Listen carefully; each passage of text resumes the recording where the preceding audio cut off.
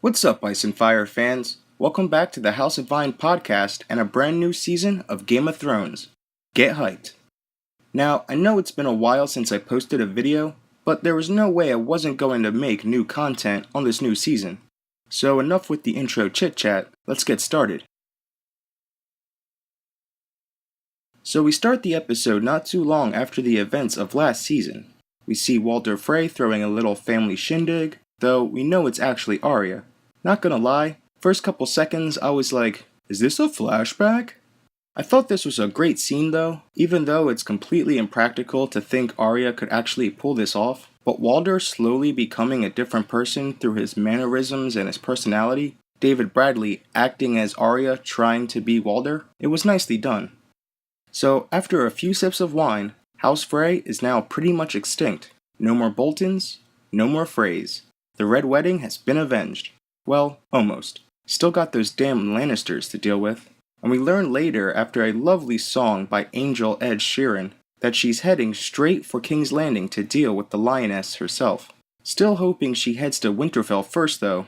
I really want my Stark reunion.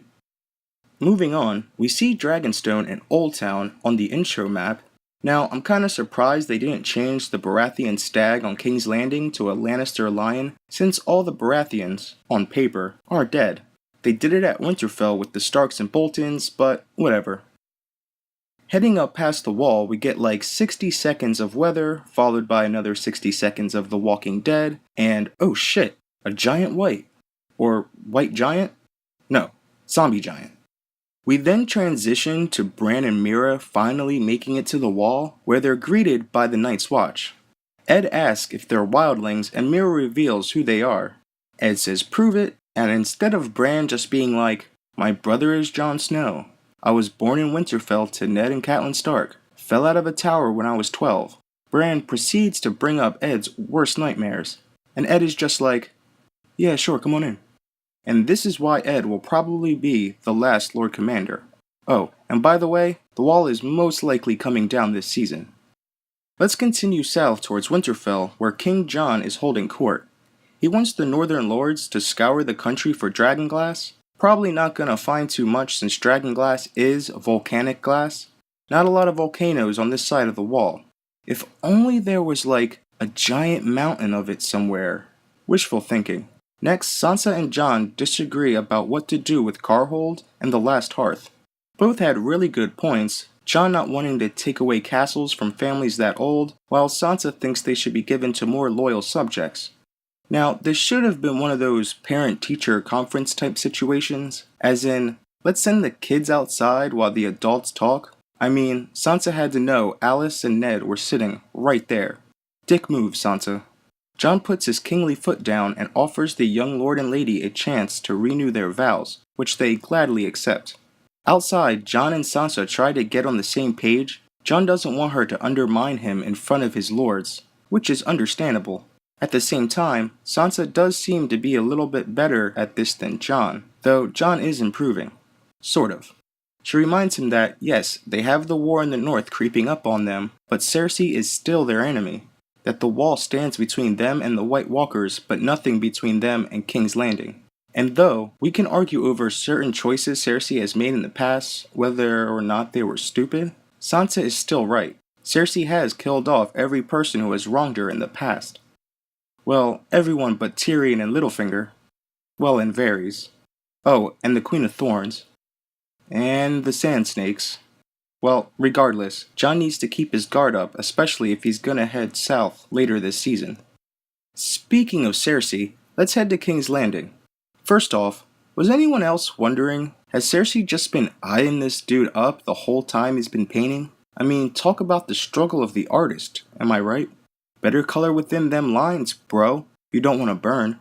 Anyway, Jaime shows up and they discuss the Iron Throne's current predicament, the ever-looming threat of Daenerys and her dragons. He assures her that Dany will land at Dragonstone because it's a great place to dock huge ships and it's her ancestral home.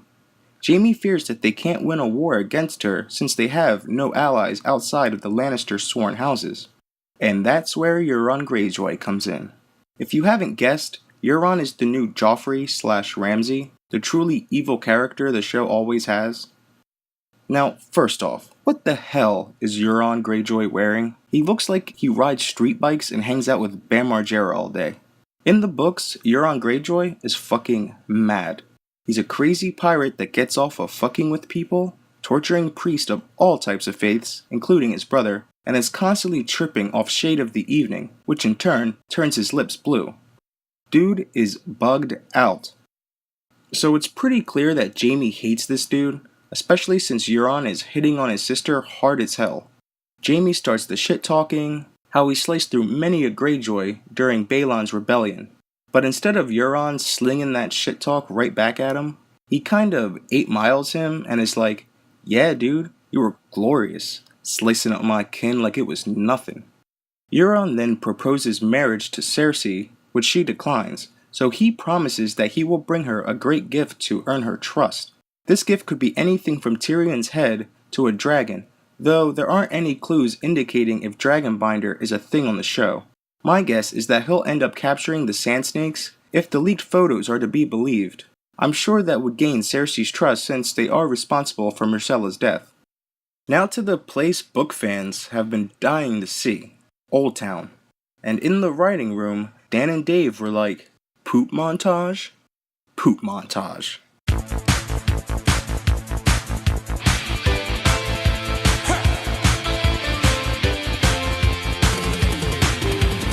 Not gonna lie, I did kinda laugh my ass off at this part. So, Sam sees the forbidden fruit during his montage, the forbidden fruit being these books locked up in the back, and he decides to go to Professor Slughorn to learn more about Horcruxes. Okay, so then we make it to this scene, where Sam learns that there is a mountain of dragonglass on Dragonstone. Huh, never would have guessed that. This scene kinda ticked me off since there was a pretty long scene 2 seasons ago where Stannis told him that Dragonstone has massive amounts of the stuff. He even says, Stannis told me, but I didn't think. You're right, Sam. You didn't think. Anyway, moving on, we meet up with the Brotherhood without banners and the Hound gets a fire vision. I swear, the whole time he was describing what he was seeing in the flames, all I could think about was that South Park episode. And finally, we reach the end of the season opener with Dany and company arriving on Dragonstone. Seriously, Dan and Dave? 5 minutes and 33 seconds of silence? What in the 7 hells were you thinking? We've waited almost a year and a half for this new season, and you end it with almost 6 minutes of silence? How is that not a slap in the face to your audience? I don't know. Maybe some people enjoyed it. Oh well, guess we'll have to wait till episode 2 for things to actually begin. Okay, so let me know what you thought about the season opener in the comments below, and I will see you guys all next week.